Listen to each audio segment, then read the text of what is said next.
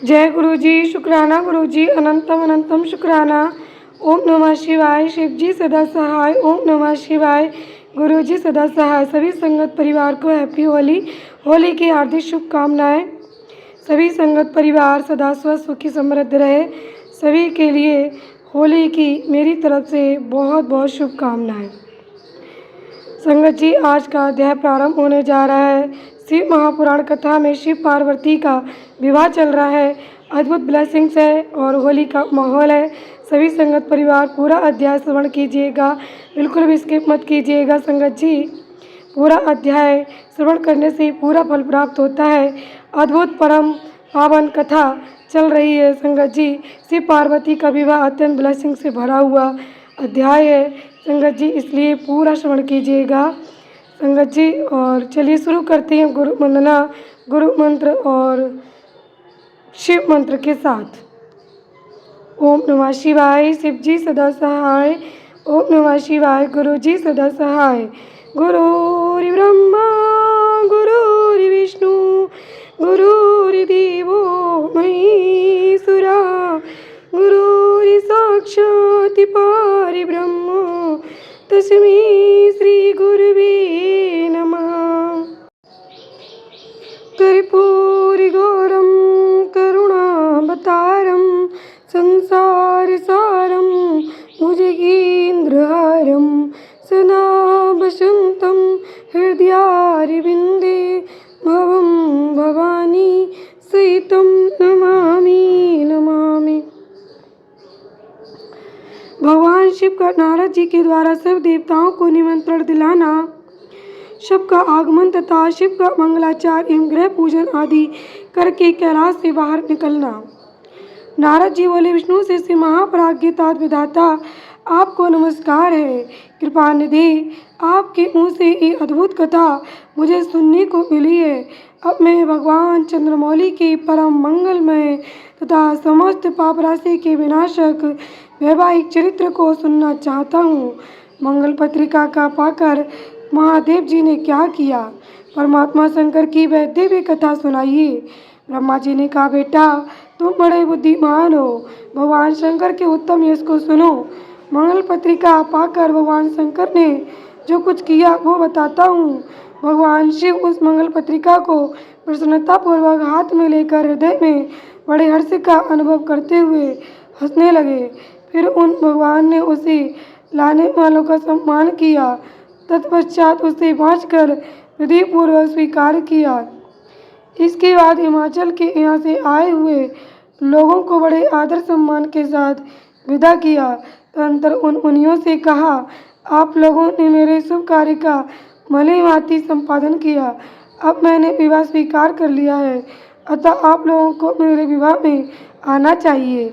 भगवान शंकर का ये वचन सुनकर वे ऋषि बड़े प्रसन्न हुए और उन्हें प्रणाम एवं उनकी परिक्रमा करके अपने परम सौभाग्य की सराहना करते हुए अपने धाम चले गए। मुनि तंत्र महालीला करने वाले देवेश्वर भगवान शंभु ने लोकाचार का सहारा ले तत्काल ही तुम्हारा स्मरण किया। तुम अपने सौभाग्य की प्रशंसा करते हुए बड़ी प्रसन्नता के साथ वहाँ आए और मस्तक झुका प्रणाम कर हाथ जोड़ विनीत भाव से खड़े हो गए। तब भगवान शिव ने कहा, नारद तुम्हारे उपदेश से देवी पार्वती ने बड़ी भारी तपस्या की और उससे संतुष्ट होकर मैंने उन्हें वह वर दिया कि मैं पति रूप से तुम्हारा पाणी ग्रहण करूँगा। पार्वती की भक्ति देखकर मैं उनके बस में हो गया हूँ, इसलिए उनके साथ विवाह करूँगा। सप्त ऋषियों ने लगन का साधन और शोधन कर दिया है, अतः आज से 7वें दिन मेरा विवाह होगा। उस अवसर पर लौकिक रीति का आश्रय ले मैं महान उत्सव करूँगा। मुने तुम विष्णु आदि सब देवताओं, मुनियों और सिद्धों को तथा अन्य लोगों को भी मेरी ओर से निमंत्रित करो। सब लोग मेरी शासन की गुरुता को समझकर प्रसन्नता और उत्साह के साथ सब प्रकार से सज धजकर स्त्री पुत्रों को साथ लिए यहाँ आए। ब्रह्मा जी कहते, मुने भगवान शंकर की इस आज्ञा को सिरोधार्य करके तुमने शीघ्र ही सर्वत्र जाकर उन सबको निमंत्रण दे दिया। तत्पश्चात शंभु के पास आकर उनकी आज्ञा के अनुसार तुम वहीं ठहर गए। भगवान शिव भी उन सब देवताओं के आगमन की उत्कंठा पूर्वक प्रतीक्षा करते हुए अपने गणों के साथ वहीं खड़े रहे। उनके सभी गण संपूर्ण दिशाओं में नाचते हुए वहाँ बड़ा भारी उत्सव मना रहे थे। इसी बीच में भगवान विष्णु सुंदर वेश धारण किए अपनी पत्नी और दल बल के साथ शीघ्र कैलाश पर्वत पर आए और भक्तिभाव से भगवान शिव को प्रणाम करके उनकी आज्ञा पाकर प्रसन्नता पूर्वक उत्तम स्थान में ठहर गए। इसी प्रकार मैं अपने गणों के साथ स्वतंत्रता पूर्वक शीघ्र ही कैलाश गया और भगवान शंभु को प्रणाम करके अपने सेवकों से आनंद में ठहरा। तदनंतर इंद्र आदि लोकपाल और उनकी स्त्रियां आवश्यक सामान के साथ खूब सज धज कर यहाँ आई। वे सबके सब उत्सव मना रहे थे। तत्पश्चात मुनि, नाग, सिद्ध, उपदेवता तथा अन्य लोग भी निमंत्रित हो उत्सव मनाते हुए वहाँ आए। उस समय महेश्वर ने यहाँ आए हुए सब देवता आदि का पृथक पृथक शहर से स्वागत सत्कार किया। फिर तो वे कैलाश पर्वत पर बड़ा अद्भुत और महान उत्सव होने लगा। देवांगनाओं ने उस अवसर पर यथायोग्य नृत्य किया। विष्णु आदि जो देवता भगवान शंभु की वैवाहिक यात्रा संपन्न कराने के लिए इस समय वहाँ आए थे, वे सब यथा स्थान ठहर गए। भगवान शिव की आज्ञा पाकर सब लोग उनके प्रत्येक कार्य को अपना ही कार्य समझकर रूप से नियंत्रित रूप से करने लगे और इसे शिव की सेवा मानने लगे। उस समय सातों मातृकाएं वहाँ बड़ी प्रसन्नता के साथ शिव को यथायोग्य आभूषण पहनाने लगी। मुनि श्रेष्ठ परमेश्वर भगवान शिव का जो स्वाभाविक वेश था वही उनकी इच्छा से उनके लिए आभूषण की सामग्री बन गया। उस समय चंद्रमा शिव उनके मुकुट के स्थान पर जा विराजे। उनका जो सुंदर लाटवर्ती तीसरा नेत्र था वही शुभ तिलक बन गया। उन्हें कानों के आभूषणों के रूप में जो दो सर्प बताए गए हैं वे नाना प्रकार के रत्नों से युक्त दो कुंडल बन गए और अन्य अंगों में स्थित सर्प उन अंगों के अति रमणीय नाना रत्न में आभूषण हो गए। उनके शरीर में जो भस्म लगा हुआ था वही चंदन आदि का अंगराग बन गया और उनके जो गजचर्म आदि परिधान थे वे सुंदर दिव्य दुकूल बन गए। इस प्रकार उनका रूप इतना सुंदर हो गया कि उसका वर्णन करना कठिन है। वे साक्षात ईश्वर तो थे ही, उन्होंने पूरा ऐश्वर्य प्राप्त कर लिया।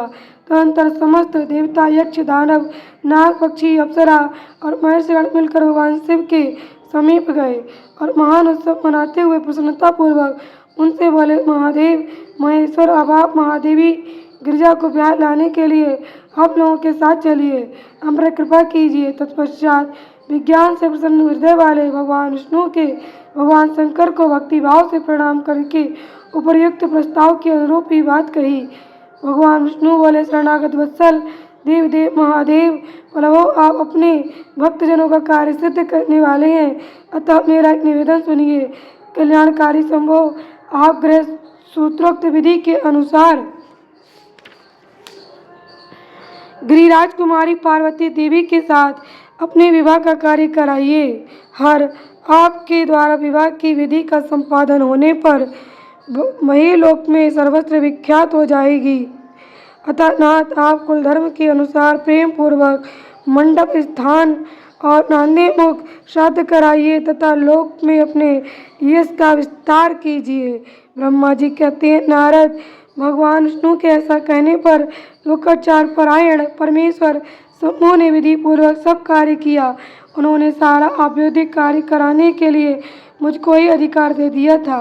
अतः वहाँ मुनियों को साथ ले मैंने आदर और प्रसन्नता के साथ वह सब कार्य संपन्न किया। महामुने उस समय कश्यप, अत्रि, वशिष्ठ, गौतम, मागुरी, गुरु, कर्ण, बृहस्पति, शक्ति, जमदग्नि, पराशर, मार्कंडेय, शिलापाल, अरुणपाल, आक्रश्रम, अगस्त्य, च्यवन, गर्ग, शिला, दधीचि, उपमन्यु, भरद्वाज, अगस्त्यवर्ण, पिपलाद, कुशिक, कौशता ऋषियों शिष्यों से व्यास और दूसरे बहुत से ऋषि जो भगवान शिव के समीप आए थे, मेरी प्रेरणा से विधि पूर्वक वहाँ अवैधिक कर्म कराने लगे।